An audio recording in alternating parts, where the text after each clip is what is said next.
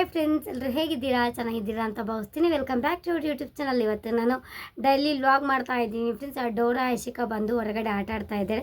ಇವಾಗ ಸಮ್ಮರ್ ಬೇರೆ ಬಂತು ಅಲ್ವಾ, ಜಾಸ್ತಿ ಯಶಿಕಾ ಹೊರಗಡೆ ಕೇಳ್ತಾ ಇರ್ತಾಳೆ. ಮನೇಲೇ ಒಂಥರ ಉಸಿರು ಕಟ್ತಂಗೆ ಆಗುತ್ತೆ. ನನಗೆ ಇರೋದಕ್ಕಾಗೋದಿಲ್ಲ. ಯಶಿಕಾ ಡೋರಾನ ನಾನು ಫ್ರೀ ಇದ್ದಾಗ ಹೊರಗಡೆ ಚಾಪೆ ಹಾಸ್ಕೊಂಡು ಆಟ ಆಡಿಸ್ತಾ ಇರ್ತೀನಿ. ಊಟನೂ ಅಷ್ಟೇ ಹೊರಗಡೆ ತಿನ್ನಿಸ್ತೀನಿ. ಡೋರಾ ತುಂಬ ಚೆನ್ನಾಗಿ ತಿಂತಾಳೆ. ಇವಾಗ ನೋಡಿ ಫ್ರೆಂಡ್ಸ್, ಜಸ್ಟ್ ಕೈ ಏಟ್ ಮಾಡ್ಕೊಂಡೆ.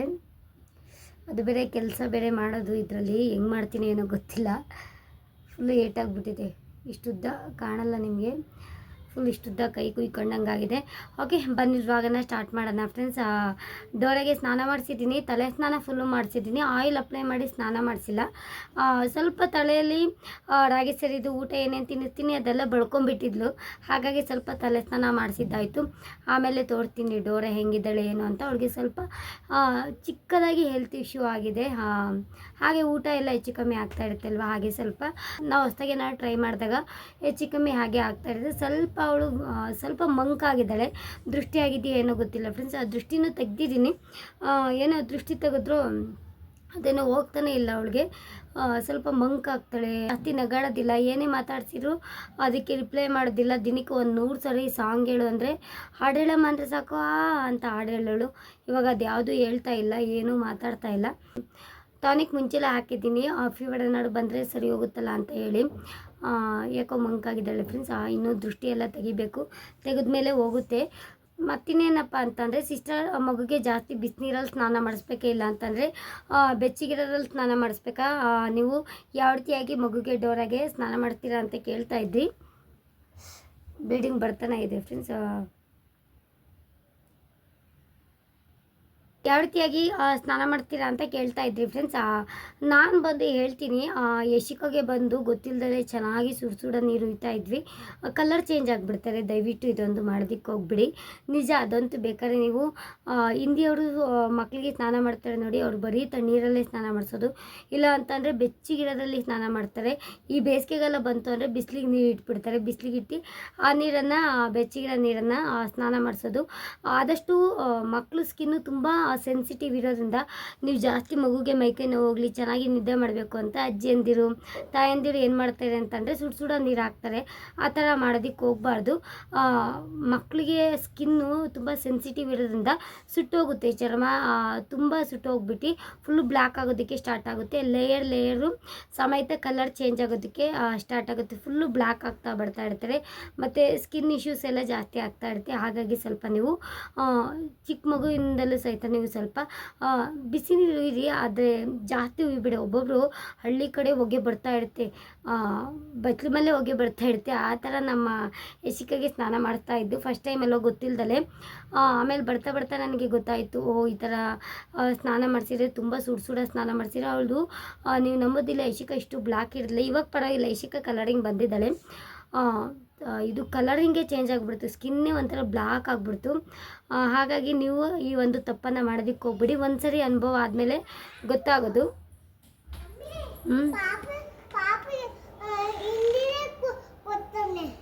ಕರ್ಕೊಂಬತ್ತಂಬಿಡಿ. ನೀನು ಹೋಗು, ಎಲ್ಲಿ ವಿಡಿಯೋ ಮಾಡ್ಕೊಂಬತ್ತೀನಿ ಎಲ್ಲ. ಅದಕ್ಕೆ ಹೇಳ್ತಾ ಇರ್ತೀವಿ ಫ್ರೆಂಡ್ಸ್. ಪಾಪ ಒಬ್ಬೊಬ್ಬರೇ ಮಗು ಹಿಡ್ಕೊಂಡು ಎಲ್ಲ ಮೇಂಟೈನ್ ಮಾಡ್ತಾ ಇರ್ತೀರ. ಅದ್ರ ಬಗ್ಗೆ ಫಸ್ಟ್ ಟೈಮ್ ಡೆಲಿವರಿ ಆದಾಗ ಅದ್ರ ಬಗ್ಗೆ ಏನೂ ಗೊತ್ತಿರೋದಿಲ್ಲ. ಹಾಗಾಗಿ ನನ್ನ ವಿಡಿಯೋ ಜಾಸ್ತಿ ಜನ ಆ ಥರದವ್ರು ನೋಡಿರೋದ್ರಿಂದ ಈ ಒಂದು ಟಿಪ್ಸನ್ನು ಹೇಳಿಬಿಡೋಣ ಅಂತ ಹೆಲ್ಪ್ಫುಲ್ ಆಗುತ್ತೆ ಅಂತ ವಿಡಿಯೋ ಮೂಲಕ ಹೇಳ್ತಾ ಇದ್ದೀನಿ ಫ್ರೆಂಡ್ಸ್. ಅಷ್ಟೇ ಸ್ಟಾರ್ಟಿಂಗೇ ಹೇಳ್ತಾ ಇದ್ದೀನಿ, ನಿಮಗೆ ಹೆಲ್ಪ್ ಆಗಲಿ ಅಂತ ನಾನು ಸ್ಟಾರ್ಟಿಂಗಲ್ಲೇ ಹೇಳ್ತಾ ಇದ್ದೀನಿ. ನನಗೆ ಗೊತ್ತು ಆದಷ್ಟು ಜನ ಲಾಸ್ಟ್ವರೆಗೂ ನೋಡೋದಿಲ್ಲ ಅಂತ. ಎಷ್ಟಾಗುತ್ತೋ ಅಷ್ಟು ನೋಡಿ ಅಂತ ಕೇಳ್ಕೊತೀನಿ. ಓಕೆನಾ? ಅದೇ ಬಿಸಿನೀರಲ್ಲಿ ಜಾಸ್ತಿ ಬಿಸಿನೀರಲ್ಲಿ ಸ್ನಾನ ಮಾಡಿಸಿ ಜಾಸ್ತಿ ಮಾಡಿಸೋದಕ್ಕೆ ಹೋಗ್ಬಿಡಿ ಫ್ರೆಂಡ್ಸ್. ಮತ್ತು ಕಡಲೆ ಹಿಟ್ಟು ಜಾಸ್ತಿ ಅಪ್ಲೈ ಮಾಡೋದಕ್ಕೆ ಹೋಗ್ಬಿಡಿ. ಮಗು ಸ್ಕಿನ್ನು ತುಂಬ ರಫ್ ಆಗುತ್ತೆ. ಯಶಿಕಾಗೆ ಗೊತ್ತಿಲ್ದಲೇ ನಾನು ಡೈಲಿ ಕಡಲೆ ಹಿಟ್ಟು ಹಾಕ್ತಾಯಿದ್ದೆ. ಅವಳದು ಎಷ್ಟು ಫೇಸ್ ಎಲ್ಲ ರಫ್ ಆಗಿತ್ತು ಅಂತಂದರೆ, ಇವಾಗ ನಮ್ಮ ಡೋರಾಗೆ ಏನೂ ಅಪ್ಲೈ ಮಾಡೋದಿಲ್ಲ. ಅವಳು ಸ್ಕಿನ್ನು ತುಂಬ ಸೆನ್ಸಿಟಿವ್. ಏನೇ ಒಂದು ಅಪ್ಲೈ ಮಾಡಿದ್ರು ಅವಳಿಗೆ ಸ್ಕಿನ್ ಮೇಲೆ ಎಫೆಕ್ಟಿವ್ ಆಗಿಬಿಡುತ್ತೆ. ಹಾಗಾಗಿ ನಾನು ಡೈಲಿ ಕ್ರೀಮು ಸಹಿತ ಖಾಲಿಯಾಗಿದ್ದ ಕ್ರೀಮ್ ತರಿಸೇ ಇಲ್ಲ. ಯಾವ್ದಾದ್ರು ಒಂದೊಳ್ಳೆ ಕ್ರೀಮ್ ನೋಡಿ ನಾನು ಅಪ್ಲೈ ಮಾಡಬೇಕು. ಮಾಮೂಲಿ ಕ್ರೀಮೇ ಅಪ್ಲೈ ಮಾಡ್ತಾ ಇದ್ದೀನಿ, ಆದರೂ ಖಾಲಿ ಆಗಿದೆ ಅಲ್ವಾ. ಅವಳಿಗೆ ಹಿಮಾಲಯ ಪ್ರಾಡಕ್ಟೇ ಸೆಟ್ ಆಗಿದೆ. ಯಾವುದು ನಿಮ್ಮ ಡೋರಾಗೆ ಪ್ರಾಡಕ್ಟು ಯೂಸ್ ಮಾಡ್ತೀರಾ ಅಂತ ಕೇಳ್ತಾ ಇದ್ರಿ. ಹಿಮಾಲಯ ಪ್ರಾಡಕ್ಟು ಎಲ್ಲ ಶಾಂಪು, ಸೋಪು, ಪೌಡರ್ ಆಗಿರ್ಬೋದು ಎಲ್ಲದೂ ಸಹಿತ ಹಿಮಾಲಯ ಪ್ರಾಡಕ್ಟೇ. ಇನ್ನೂ ಕ್ರೀಮ್ ತೊಗೊಂಬಂದಿಲ್ಲ, ಕ್ರೀಮ್ ತೊಗೋಬೇಕು. ಸ್ಟಾರ್ಟಿಂಗ್ ತೊಗೊಂಬಂದಿದ್ದು. ಅವಳಿಗೆ ಸ್ಕಿನ್ ಮೇಲೆ ರ್ಯಾಷಸ್ ಎಲ್ಲ ಆಗ್ತಾ ಇರುತ್ತೆ. ಚೆನ್ನಾಗಿ ಆಯಿಲ್ ಅಪ್ಲೈ ಮಾಡಿಬಿಟ್ರೆ ಸ್ಕಿನ್ನು ಅದಾಗ ತಾನೇ ಸ್ಕಿನ್ನು ತುಂಬ ಡೆವಲಪ್ಮೆಂಟ್ ಆಗುತ್ತೆ, ಸ್ಕಿನ್ನು ತುಂಬ ಸಾಫ್ಟ್ ಆಗುತ್ತೆ, ಗ್ಲೋನೆಸ್ಸು ಸಹಿತ ಬರುತ್ತೆ. ನಾನು ಅಪ್ಲೈ ಮಾಡೋ ಕೊಬ್ಬರಿ ಎಣ್ಣೆ ಬಂದು ಸರ್ವಾಣಿ ಕೊಬ್ಬರಿ ಎಣ್ಣೆ. ಆಲ್ಮೋಸ್ಟ್ ವಿಡಿಯೋದಲ್ಲೆಲ್ಲ ಮಾಡಿದ್ದೀನಿ. ಅವ್ರ ನಂಬರ್ ಬೇಕು ಅಂತಂದರೆ ಮೂಲಕ ತಿಳಿಸಿ, ನಾನು ಖಂಡಿತವಾಗಿ ಸೆಂಡ್ ಮಾಡ್ತೀನಿ. ಓಕೆನಾ?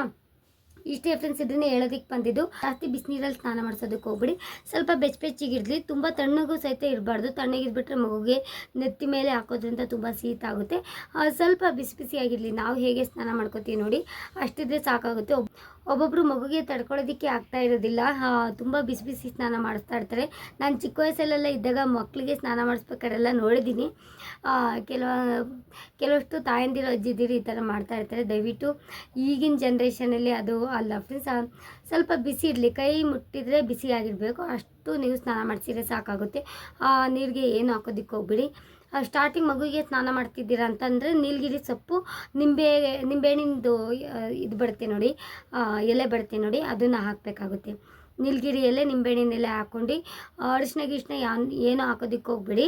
ಕೆಮಿಕಲ್ ಇರುತ್ತೆ. ಇವಾಗಂತೂ ಯಾವುದು 100% ಪ್ಯೂರ್ ಯಾವುದು ಇರೋದಿಲ್ಲ. ಹಾಗಾಗಿ ನ್ಯಾಚುರಲಾಗಿ ಏನು ಸಿಗುತ್ತೆ ನೋಡಿ, ನೀಲಗಿರಿ ಸೊಪ್ಪು ಮತ್ತು ನಿಂಬೆಹಣ್ಣಿನ ಸೊಪ್ಪು ಬರುತ್ತೆ ನೋಡಿ. ಸ್ಟಾರ್ಟಿಂಗ್ ನಮ್ಮ ಡೋರಾಗೆ ಹಾಗೆ ಮಾಡಿದ್ದು. ಬಿಸಿನೀರೊಳಗೆ ಹಾಕಿ ಚೆನ್ನಾಗಿ ಕುದಿಸಿ ನೀವು ಸ್ನಾನ ಮಾಡಿಸ್ಬೋದು. ಆ ಥರ ಸ್ನಾನ ಮಾಡಿಸೋದ್ರಿಂದ ಮಕ್ಕಳು ಬೆಳವಣಿಗೆ ಚೆನ್ನಾಗಿರುತ್ತೆ. ಮತ್ತು ಮಕ್ಕಳಿಗೆ ಯಾವುದೇ ಅಲರ್ಜಿ ಬರೋದಿಲ್ಲ, ಕೋಲ್ಡು, ಶೀತ, ಕಫ ಯಾವುದೂ ಬರೋದಿಲ್ಲ. ಇನ್ಮೇಲೆ ಮಾಡಬೇಕು, ವಾರಕ್ಕೊಂದ್ಸರಿನಾದ್ರೂ ಡೋರಿಗೆ ಆ ಥರ ಮಾಡಬೇಕು ಫ್ರೆಂಡ್ಸ್. ಓಕೆನಾ? ಇಷ್ಟು ಹೇಳಿದ್ದೀನಿ, ನಿಮಗೆ ಹೆಲ್ಪ್ಫುಲ್ ಆಯಿತು ಅಂತ ಅಂದ್ಕೊಂಡಿದ್ದೀನಿ ಫ್ರೆಂಡ್ಸ್. ಬನ್ನಿ ವ್ಲಾಗನ್ನ ಕಂಟಿನ್ಯೂ ಮಾಡ್ತೀನಿ. ಏನೆಲ್ಲ ಆಗುತ್ತೆ ಅಂತ ಈ ವಿಡಿಯೋ ಮೂಲಕ ನೋಡ್ಕೊಂಬನ್ನಿ. ಹಾಗೆ ಸಹಿತ ನನ್ನ ಚಾನಲ್ಗೆ ಲೈಕ್ ಮಾಡಿಲ್ಲ ಅಂದರೆ ಇವಾಗಲೇ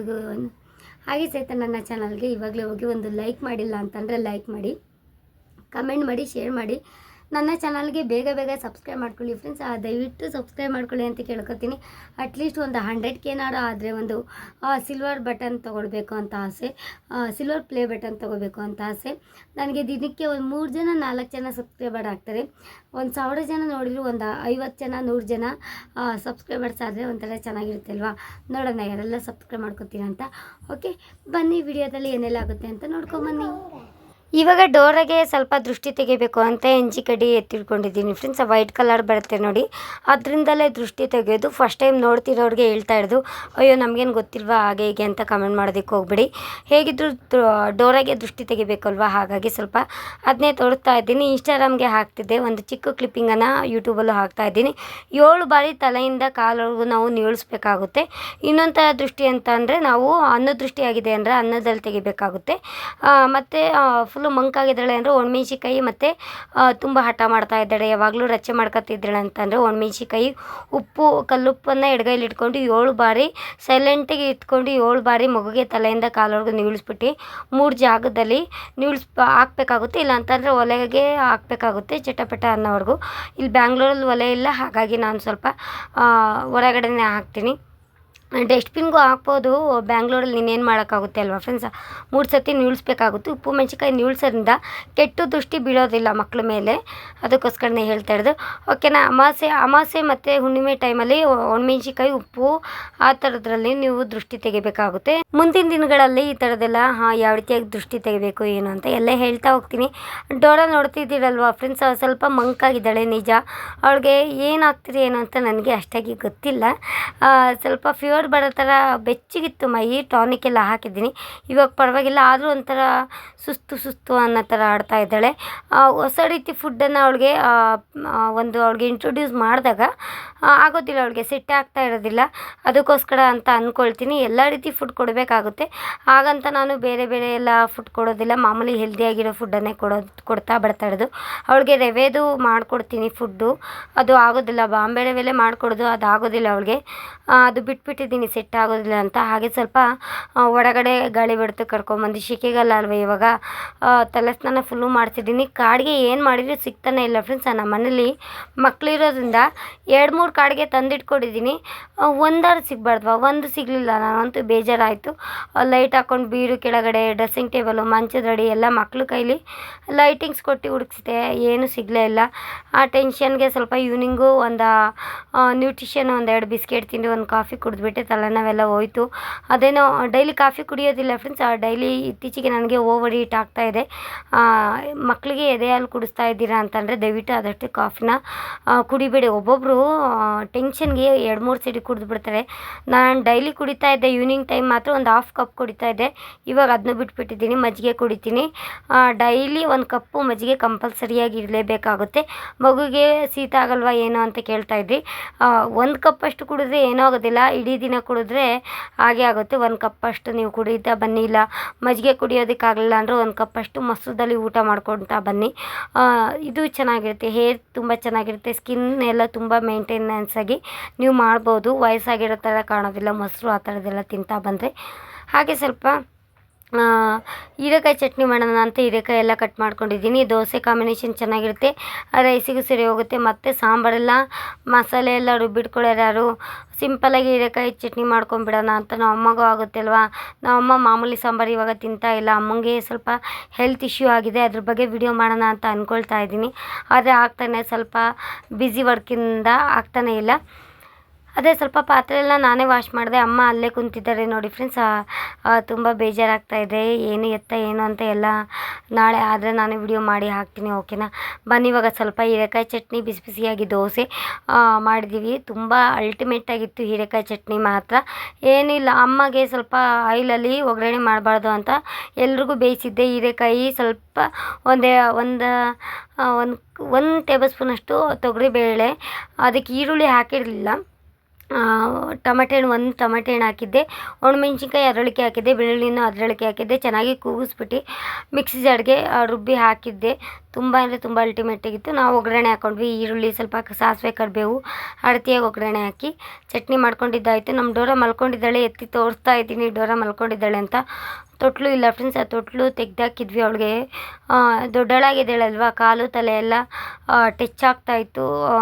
ತುಂಬ ಕಿರಿಕಿರಿ ಮಾಡೋಳು. ಅದರಲ್ಲಿ ತೊಟ್ಲು ತೆಗ್ದಾಕಿಬಿಟ್ವಿ. ಅದು ಇಷ್ಕಾಯಿಂದಲೂ ಯೂಸ್ ಮಾಡ್ತಾ ಇದ್ವಿ ಅಲ್ವಾ, ಹಳೆದಾಗಿತ್ತು ಅಂತ ತೊಟ್ಲು ತೆಗ್ದಾಕಿದ್ವಿ. ಸ್ಯಾಡಲ್ಲೇ ಚೆನ್ನಾಗಿ ಮಲ್ಕೋತಾಳೆ. ನಾವು ಅತ್ತೆ ಮನೆಗೆ ಹೋದಾಗ, ಊರಿಗೆ ಹೋದಾಗ ನನ್ನ ಹಸ್ಬೆಂಡ್ ಊರಿಗೆ, ಇದು ಸ್ಯಾಡಲ್ಲೇ ತುಂಬ ಚೆನ್ನಾಗಿ ಜಾಸ್ತಿ ಹೊತ್ತು ಮಲ್ಕೊಳ್ಳೋಳು. ನನಗೆ ಕೆಲಸ ಮಾಡೋದಕ್ಕೆ ತುಂಬ ಚೆನ್ನಾಗಿ ಬಿಡೋಳು. ಹಾಗಾಗಿ ಸ್ವಲ್ಪ ತೊಟ್ಲಲ್ಲಾಗಿದ್ರೆ 5 ನಿಮಿಷಕ್ಕೆ ಎದ್ದೇಳು ಬಿಡೋಳು. ಕಂಫರ್ಟಬಲ್ ಆಗ್ತಾ ಇರಲಿಲ್ಲ.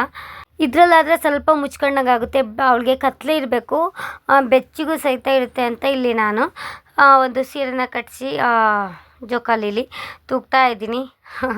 ಡೋರ್ ಆರಾಮ್ಸೆಗೆ ಮಲ್ಕೊಂಡ್ಬಿಡ್ತಾಳೆ ಫ್ರೆಂಡ್ಸ್. ಇಬ್ಬರು ಮಕ್ಕಳು ಮೇಂಟೈನ್ ಮಾಡೋದು ಅಂದರೆ ಅಷ್ಟು ಸುಲಭ ಅಲ್ಲ. ಮನೆಯಲ್ಲಿ ಮಕ್ಳಿಗೆ ಊಟ ಮಾಡಬೇಕು ಟೈಮಿಗೆ ಕರೆಕ್ಟಾಗಿ. ನಾನು ಇತ್ತೀಚೆಗೆ ಅದರಿಂದಲೇ ವೀಕ್ ಆಗಿಬಿಟ್ಟಿದ್ದೀನಿ.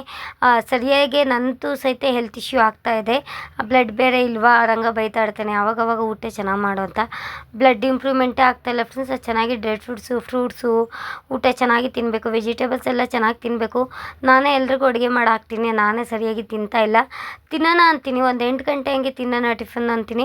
11 ಗಂಟೆ 11:15 ಆಗಿಬಿಡುತ್ತೆ. ಒಂದು ಸ್ವಲ್ಪ ಕಾಫಿ ಕುಡಿದ್ಬಿಡ್ತೀನಾ, ಇಲ್ಲ ಹಾಲು ಕುಡಿದ್ಬಿಡ್ತೀನಿ. ಹಾಗಾಗಿ ಬೆಳಗ್ಗೆ ಹೊತ್ತು ನಾನು ಮೆಂತ್ಯ ನೀರು ಜಾಸ್ತಿ ಕುಡಿತಾ ಇದ್ದೀನಿ. ಕಾಫಿ ಎಲ್ಲೋ ಒಂದೊಂದು ಟೈಮ್ ರೇರು ನಮ್ಮ ಕಾಫಿ ಕೇಳಿದ್ರೆ ಮಾತ್ರ ನಾನು ಒಂಚೂರು ಕುಡಿಯೋಣ ಅಂತ ಕಾಸ್ಕೊಂಡು ಕುಡಿತೀನಿ. ಮೆಂತ್ಯ ನೀರು ಡೈಲಿ ಕಂಪಲ್ಸರಿಯಾಗಿ ನಮ್ಮ ಅಮ್ಮಗೆ ಮಾಡಿಕೊಡ್ಬೇಕಾಗುತ್ತೆ. ಅದರಲ್ಲೇ ಒಂದು ಚೊಂಬಷ್ಟು, ದೊಡ್ಡ ಚೊಂಬಷ್ಟು ಕಾಯಿಸ್ಬಿಡ್ತೀನಿ. ಒಂದು 2-3 ಟೇಬಲ್ ಸ್ಪೂನಷ್ಟು ಮೆಂತ್ಯ ಹಾಕಿ ಚೆನ್ನಾಗಿ ಕುದಿಸಿ ಕುಡಿತೀವಿ. ಅದಕ್ಕೆ ಉಪ್ಪು ಮತ್ತೊಂದು ಮಗ್ದೊಂದು ಅದು ಯಾವುದೋ ಹಾಕೋದಕ್ಕೆ ಹೋಗೋದಿಲ್ಲ. ಬರೀ ಮೆಂತ್ಯ ನೀರನ್ನು ಕಾಯಿಸ್ಕೊಂಡು ಕುಡೀರಿ. ಯಾರಿಗೆಲ್ಲ ಗಾಡಿ ಡ್ರೈವಿಂಗ್ ಮಾಡ್ತಿರೋರಾಗಿರ್ಬೋದು, ಬಾಯ್ಸ್ ಆಗಿರ್ಬೋದು, ಗರ್ಲ್ಸ್ ಆಗಿರ್ಬೋದು, ಎಂಥ ಓವರ್ ಹೀಟ್ ಆಗಿದ್ರು ಸಹಿತ ಕಾಲು ಕೈ ಉರಿತಾ ಇರುತ್ತೆ. ಅದೆಲ್ಲ ನಿಮಗೆ ಗೊತ್ತಾಗುತ್ತೆ. ಆ ಥರದ್ದೆಲ್ಲ ಕಾಲು ಕೈ ಉರಿಯೋದ್ರಿಂದ ಓವರ್ ಹೀಟ್ ಆಗಿರುತ್ತೆ. ಅದು ಕುಡಿಯೋದ್ರಿಂದ ಎಷ್ಟು ಬಾಡಿ ಫುಲ್ಲು ತಂಪಾಗುತ್ತೆ ಅಂತ ಅಂದರೆ ಅಟ್ಲೀಸ್ಟ್ ಒಂದು ಕಂಟಿನ್ಯೂಸ್ ಒಂದು 3 ಡೇಸ್ ಕುಡಿದು ನೋಡಿ, ನಿಮಗೆ ಗೊತ್ತಾಗುತ್ತೆ. ತುಂಬ ಆಶ್ಚರ್ಯ ಅಂತ ಅನಿಸುತ್ತೆ. ಮತ್ತು ಹೇರ್ ಬೆಳವಣಿಗೆನೂ ಸಹಿತ ತುಂಬ ಚೆನ್ನಾಗಿ ಆಗುತ್ತೆ. ಓಕೆನಾ. ಇದ್ರ ಬಗ್ಗೆ ಮತ್ತಷ್ಟು ವಿಡಿಯೋಗಾಗಿ ನೀವು ಮುಂದಿನ ದಿನಗಳಲ್ಲಿ ನೋಡ್ಬೋದು. ಇವಾಗ ಸ್ವಲ್ಪ ಮಾರ್ನಿಂಗ್ ನಾನು ವಿಡಿಯೋ ಮಾಡ್ತಾಯಿರೋದು ಕಂಟಿನ್ಯೂ ಮಾಡ್ತಾಯಿದ್ದೀನಿ. ಆಗಲಿಲ್ಲ ಫ್ರೆಂಡ್ಸ್, ಅದು ನೈಟೇ ಎಂಡ್ ಮಾಡೋಣ ಅಂತಂದರೆ ಆಗಲಿಲ್ಲ. ಮಾರ್ನಿಂಗ್ ಮಾಡ್ತಾಯಿದ್ದೀನಿ. ತುಂಬ ಅರ್ಜೆಂಟಲ್ಲೇ ಅಡುಗೆ ಮಾಡ್ತಾಯಿದ್ದೀನಿ. ಅಂಥ ಟೈಮಲ್ಲಿ ನನಗೆ ಕೋಪ ಎಲ್ಲ ಬರ್ತಾಯಿರುತ್ತೆ. ಅದೆಲ್ಲ ಕಂಟ್ರೋಲ್ ಮಾಡ್ಕೊಂಡು ಅಡುಗೆ ಮಾಡ್ತಾಯಿದ್ದೀನಿ. ಸಿಂಪಲಾಗಿ ರೈಸ್ ಇತ್ತು, ನೈಟಿಂದ ರೈಸ್ ಇತ್ತು. ಮನೆಯವರೆಲ್ಲ ತಿಂತಾರೆ, ನಾನು ತಿನ್ನೋದಿಲ್ಲ ಫ್ರೆಂಡ್ಸ್. ಆ ಮಗುಗೆ ಫೀಡಿಂಗ್ ಮಾಡ್ತಿರೋದ್ರಿಂದ ನಾನು ತಂಗ್ಳನ್ನ ಅದು ಯಾವುದೂ ತಿನ್ನೋದಕ್ಕೆ ಹೋಗೋದಿಲ್ಲ. ಬಿಸಿ ಉಪ್ಪಿಟ್ಟು ಸಹಿತ ಎಲ್ರಿಗೂ ಮಾಡ್ತಾಯಿದ್ದೀನಿ. ಯಾರೆಲ್ಲ ನನ್ನ ತಮ್ಮ ತಿನ್ನೋದಿಲ್ಲ, ನನ್ನ ತಮ್ಮ ಉಪ್ಪಿಟ್ಟು ಏನಂದ್ರೂ ತಿನ್ನೋದಿಲ್ಲ, ಅದಕ್ಕೆ ಅವನಿಗೆ ರೈಸ್ ಒಗ್ಗರಣೆ ಹಾಕ್ತಾಯಿದ್ದೀನಿ. ಸಾಂಬಾರು ಮಾಡಿದ್ದೆ, ಅವನಿಗೆ ಸಾಂಬಾರಲ್ಲಿ ಜಾಸ್ತಿ ತಿನ್ನೋದಿಲ್ಲ, ಒಗ್ಗರಣೆ ಮಾಡಿಕೊಟ್ರೆ ತುಂಬ ಚೆನ್ನಾಗಿ ತಿಂತಾರೆ ಅಲ್ವಾ ಅಂತ ಹೇಳಿ ಬಿಸಿಯಾಗಿರುತ್ತೆ ಅಂತ ಮಾಡ್ತಾಯಿದ್ದೀನಿ. ಸಿಂಪಲಾಗಿ ರೈಸನ್ನು ಯಾವ ರೀತಿಯಾಗಿ ಮಾಡೋದು ಅಂತ ತೋರಿಸ್ತೀನಿ ಫ್ರೆಂಡ್ಸ್. ಇದು ತಮಿಳಿಯನ್ಸು ತೆಲುಗವರು ತುಂಬ ಚೆನ್ನಾಗಿ ಮಾಡ್ತಾರೆ. ಒಂದು 2-3 ಟೇಬಲ್ ಸ್ಪೂನಷ್ಟು ಆಯಿಲ್ ಹಾಕ್ಕೊಂಡಿದ್ದೀನಿ. ಸಾಸಿವೆ, ಜೀರಿಗೆ, ಕರಿಬೇವು ಈ ಒಂದು ವಸ್ತುನ ಮೇಯ್ನ್ ಹಾಕ್ಕೊಳ್ಬೇಕಾಗುತ್ತೆ ಫ್ರೆಂಡ್ಸ್. ಗೆಜ್ಜಿಟ್ಕೊಂಡಿರುವಂಥ ಬೆಳ್ಳುಳ್ಳಿನ ಹಾಕ್ಕೊಳ್ಳಿ, ಒಣಮೆಣ್ಸಿಕಾಯಿ ಹಾಕ್ಕೊಳ್ಳಿ, ಹಸಿಮೆಣ್ಸಿಕಾಯಿ ಹಾಕ್ಕೊಬೋದು, ಆಪ್ಷನಲ್ಲು. ಒಣಮೆಣ್ಸಿಕಾಯಿ, ಹಸಿಮೆಣ್ಸಿಕಾಯಿ ಎರಡೂ ಸಹಿತ ಹಾಕ್ಕೊಳ್ಬೋದು. ಇಲ್ಲ ಅಂತಂದರೆ ನಾನು ಜಾಸ್ತಿ ಇದು ಹಾಕ್ಕೊಂಡಿದ್ದೀನಿ, ಚಿಲ್ಲಿ ಪೌಡರಿಂದ ಮಾಡಿಕೊಂಡ್ರೆ ತುಂಬ ಚೆನ್ನಾಗಿರುತ್ತೆ. ಅದು ಆ ರೀತಿಯಾಗೂ ಮಾಡ್ಕೊಬೋದು. ಅಷ್ಟನ್ನ ಹಾಕ್ಕೊಂಡು ಉಪ್ಪು ಹಾಕ್ಕೊಂಡಿದ್ದೀನಿ. ಕಡಲೆಬೀಜ ಮೇಯ್ನ್ ಹಾಕ್ಕೊಳ್ಬೇಕಾಗುತ್ತೆ. ಕಡಲೆಬೀಜ, ಕಡಲೆಬೇಳೆ ಎಲ್ಲ ಹಾಕ್ಕೊಂಡು ಚೆನ್ನಾಗಿ ಫ್ರೈ ಮಾಡ್ಕೊಂಡು, ನಾವೇನು ರೈಸ್ ಇಟ್ಕೊಂಡಿರ್ತೀವಿ ನೆನ್ನೆ ರೈಸು, ಅದನ್ನು ಸ್ವಲ್ಪ ನೀರಲ್ಲಿ ಹಾಕ್ಕೊಂಡು ಚೆನ್ನಾಗಿ ಪುಡಿ ಥರ ಉದ್ದುದ್ರಾಗಿ ಮಾಡ್ಕೊಂಡು ಒಗ್ಗರಣೆ ಮಾಡ್ಕೊಂಡಿರುವಂತಹ ಮಸಾಲೆಗೆ ನಾವು ರೈಸನ್ನು ಹಾಕಿ ಚೆನ್ನಾಗಿ ಮಿಕ್ಸ್ ಮಾಡಿಕೊಂಡ್ರೆ ತುಂಬ ಚೆನ್ನಾಗಿ ರೆಡಿ ಆಗುತ್ತೆ. ಇದು ಟೇಸ್ಟ್ ಎಷ್ಟು ಚೆನ್ನಾಗಿತ್ತು ಗೊತ್ತಾ ಫ್ರೆಂಡ್ಸ್. ನಾನು ಬರೀ ಚಿಲ್ಲಿ ಪೌಡರ್ ಹಾಕ್ಕೊಂಡಿದ್ದೀನಿ. ನೀವು ಹಸಿಮೆಣ್ಸಿಕಾಯಿ, ಒಣಮೆಣ್ಸಿಕಾಯಿ ಎರಡು ಮಿಕ್ಸ್ ಮಾಡ್ಕೊಬೋದು. ಇಲ್ಲ ಅಂತಂದರೆ ಬರೀ ಚಿಲ್ಲಿ ಪೌಡರ್ ಹಾಕ್ಕೊಳ್ಬೋದು. ನಿಮಗೆ ಕಲರಿಂಗ್ ಯಾವ ರೀತಿಯಾಗಿ ಬೇಕೋ ಆ ರೀತಿಯಾಗಿ. ಲಾಸ್ಟಿಗೆ ಸ್ವಲ್ಪ ನಿಂಬೆಹಣ್ಣು ರಸ ಬಿಟ್ಕೊಂಡ್ರೆ ದೇವ್ರಿ ಎಷ್ಟು ಟೇಸ್ಟಿಯಾಗಿರುತ್ತೆ ಗೊತ್ತಾ ಫ್ರೆಂಡ್ಸ್. ಅಲ್ಟಿಮೇಟಾಗಿರುತ್ತೆ, ತುಂಬ ಚೆನ್ನಾಗಿತ್ತು. ವಿಡಿಯೋದಲ್ಲಿ ಅಷ್ಟು ಚೆನ್ನಾಗಿ ಕ್ಲಾರಿಟಿ ಕಾಣ್ತಾ ಇಲ್ಲ, ನನಗೆ ಸ್ವಲ್ಪ ಅರ್ಜೆಂಟ್ ವಿಡಿಯೋ ಮಾಡ್ತಾಯಿದ್ದೆ, ಹಾಗಾಗಿ ಓಕೆನಾ ಇಷ್ಟು ಮಾಡಿ ಅಂತ ಅಂದ್ಕೊಂಡಿದ್ದೀನಿ ಫ್ರೆಂಡ್ಸ್. ಇವತ್ತಿನ ವ್ಲಾಗ್ ನಿಮಗೆ ಇಷ್ಟ ಆಯಿತು ಅಂತ ಅಂದ್ಕೊಂಡಿದ್ದೀನಿ. ಇಷ್ಟ ಆಗಿರೋ ದಯವಿಟ್ಟು ಆದಷ್ಟು ಜನ ಆವಾಗಲೇ ಹೇಳ್ದಂಗೆ ಲೈಕ್ ಮಾಡಿ, ಕಮೆಂಟ್ ಮಾಡಿ, ಶೇರ್ ಮಾಡಿ. ನನ್ನ ಒಂದು ಚಾನಲ್ಗೆ ಆದಷ್ಟು ಜನ ಸಬ್ಸ್ಕ್ರೈಬ್ ಮಾಡ್ಕೊಳ್ಳೋದಾದರೆ ಸಬ್ಸ್ಕ್ರೈಬ್ ಮಾಡ್ಕೊಳ್ಳಿ ಅಂತ ಕೇಳ್ಕೊತೀನಿ. ನಮ್ಮ ಪುಟಾಣಿ ಕುಟುಂಬಕ್ಕೆ ಸಪೋರ್ಟ್ ಮಾಡಿ ಅಂತ ಕೇಳ್ತೀನಿ. ಓಕೆ, ಬಾಯ್ ಬಾಯ್, ನಾಳೆ ಸಿಗ್ತೀನಿ.